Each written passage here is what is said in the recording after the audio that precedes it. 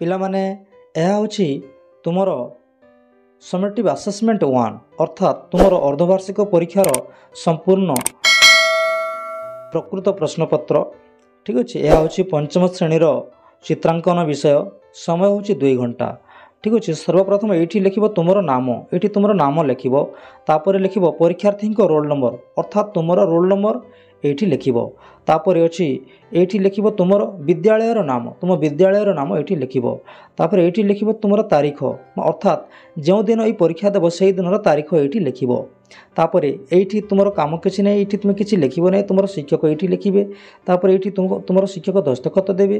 ତାପରେ ଏଇଠି ପୂର୍ଣ୍ଣାଙ୍କ ହେଉଛି 50 ମାର୍କ, କେତେ ମାର୍କ ଆଣିବ ତୁମର ଶିକ୍ଷକ ଏଇଠି ମାର୍କ ଦେବେ। ତାପରେ ଦେଖିବା କେଉଁ ସବୁ ପ୍ରଶ୍ନ ଅଛି। ଦେଖିବା ପ୍ରଥମ ପ୍ରଶ୍ନ ଅଛି ପିଲାମାନେ, ଯେକୌଣସି ଗୋଟିଏ ଚିତ୍ର କ ବିଭାଗରୁ ଓ ଯେକୌଣସି ଗୋଟିଏ ଚିତ୍ର ଖ ବିଭାଗରୁ କରିବ। ପିଲାମାନେ 2ଟି ବିଭାଗ ଅଛି, ଏହା ହେଉଛି କ ବିଭାଗ ଏବଂ କ ବିଭାଗରେ 2ଟି ନମ୍ବର ଅଛି, ସେଇଥିରୁ ଆମେ ଗୋଟିଏ ଚିତ୍ର ଅଙ୍କନ କରିବା। ସେପରି ଖ ବିଭାଗରୁ ମଧ୍ୟ ଗୋଟିଏ ଚିତ୍ର ଅଙ୍କନ କରିବା। ଠିକ୍ ଅଛି, କ ବିଭାଗରେ କ'ଣ କ'ଣ ଚିତ୍ର ଦେଇଛି? ମାଣବସା ଗୁରୁବାର ଝୋଟିର ଚିତ୍ର ଅଙ୍କନ କର। ମାଣବସା ଗୁରୁବାର ଝୋଟିର ଚିତ୍ର ଅଙ୍କନ କରିବ। ତାପରେ ଅଛି ଗୋଟିଏ ସୁନ୍ଦର ପ୍ରଜାପତିର ଚିତ୍ର ଅଙ୍କନ କରିବ। 2ଟି ମଧ୍ୟରୁ ଗୋଟିଏ ଚିତ୍ର ଅଙ୍କନ କରିବ। ଧ୍ୟାନ ଦେବ, 2ଟି ମଧ୍ୟରୁ ଗୋଟିଏ। ମାଣବସା ଗୁରୁବାରର ଝୋଟି ଚିତ୍ର କରିବ, ନଚେତ୍ ଗୋଟିଏ ସୁନ୍ଦର ପ୍ରଜାପତିର ଚିତ୍ର ଅଙ୍କନ କରିବ। ଠିକ୍ ଅଛି, ମାଣବସା ଗୁରୁବାର କେମିତି ଚିତ୍ର ଅଙ୍କନ କରାଯାଏ? ପିଲାମାନେ ତୁମେ ଦେଖିଥିବ ବି ତୁମ ଘରେ ତୁମ ବାପା ମା ତୁମର ମା ଝୋଟି କରିଥିବେ, ବୁଝିହେଲା? ସେହିପରି ଚିତ୍ର ଅଙ୍କନ କରିବ। ମୁଁ ଉଦାହରଣଟିଏ ଦେଉଛି ପିଲାମାନେ, ହେଲା, ଟିକେ ସାଇଜ୍ରେ କରିବ। ମୁଁ ଏବେ କହିଦେଉଛି କେବଳ ଚିତ୍ରରେ। ଏହା ହେଉଛି ଗୋଟେ ଝୋଟିର ଚିତ୍ର। ତୁମେ ବିନ୍ଦି ବିନ୍ଦି ଦେଇ ତୁମେ ବିଭିନ୍ନ ପ୍ରକାର ସୁନ୍ଦର କରିପାରିବ ରଙ୍ଗ ବେରଙ୍ଗ ଦେଇକି। ଠିକ୍ ଅଛି, ଯେତିକି ସୁନ୍ଦର କରିବ ସେତିକି ସୁନ୍ଦର ମାର୍କ ମିଳିବ।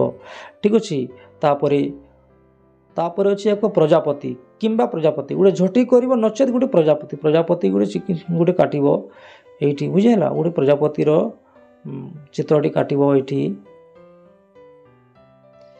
ଠିକ୍ ଅଛି, ଏମିତି କରିବ, ଗୋଟେ ପ୍ରଜାପତିର ଚିତ୍ର ଅଙ୍କନ କରିବ। ଠିକ୍ ଅଛି, ତାପରେ ଏଇଠି ରଙ୍ଗ ବେରଙ୍ଗ ଦେବ ପିଲାମାନେ, ରଙ୍ଗ ବେରଙ୍ଗ ଦେବ। ଠିକ୍ ଅଛି, ଗୋଟେ ରଙ୍ଗ ବେରଙ୍ଗ ଦେବ, ଯେତିକି ରଙ୍ଗ ଦେବ ସେତିକି ଭଲ, କାହିଁକିନା ପ୍ରଜାପତି ବିଭିନ୍ନ ପ୍ରକାର ରଙ୍ଗ ବେରଙ୍ଗ ତା ଦେହରେ ଥାଏ। ଅଙ୍କନ କରିବ, ସମ୍ପୂର୍ଣ୍ଣ ମାର୍କ ମିଳିବ। ଚିତ୍ର ପୁରା ସମ୍ପୂର୍ଣ୍ଣ ବଡ଼ କରି ଅଙ୍କନ କରିବ, ଧ୍ୟାନ ଦେବ। ଠିକ୍ ଅଛି, ତାପରେ ଖ ବିଭାଗରେ କ'ଣ କେଉଁ ଚିତ୍ର କେଉଁ ପ୍ରଶ୍ନ ଅଛି ଦେଖିବା। ଖ ବିଭାଗରେ ପ୍ରଶ୍ନ ଅଛି ଗୋଟିଏ ପଇଡ଼ର ଚିତ୍ର ଅଙ୍କନ କରିବ।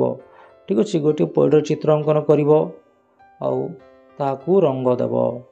ଧ୍ୟାନ ଦେବ ପିଲାମାନେ। ଠିକ୍ ଅଛି, ଗୋଟେ ପଇଡ଼ର ଚିତ୍ର ଅଙ୍କନ କରିବ ଆଉ ତାହାକୁ ରଙ୍ଗ ଦେବ। ଠିକ୍ ହେଲା, ସବୁଜ ରଙ୍ଗ ଦେବ କିମ୍ବା ଟିକେ ଟିକେ ହଳଦିଆ ମିଶିଥିବ ସେପରି ରଙ୍ଗ ଦେବ ପଇଡ଼।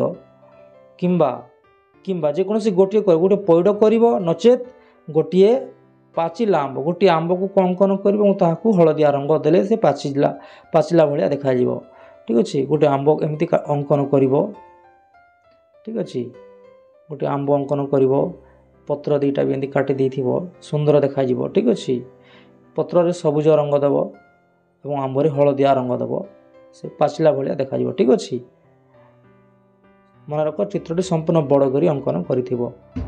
ଧନ୍ୟବାଦ ପିଲାମାନେ। ଭିଡ଼ିଓଟି କେମିତି ଲାଗିଲା ନିଶ୍ଚୟ କମେଣ୍ଟ କରି ଲେଖି ଜଣାଇବ ଏବଂ ଆମର ଏପରି ଭିଡ଼ିଓ ଦେଖିବା ପାଇଁ ଆମ ଏହି ଚ୍ୟାନେଲକୁ ନିଶ୍ଚୟ ସବସ୍କ୍ରାଇବ୍ କରିବାକୁ ଭୁଲିବ ନାହିଁ। ଠିକ୍ ଅଛି, ଧନ୍ୟବାଦ।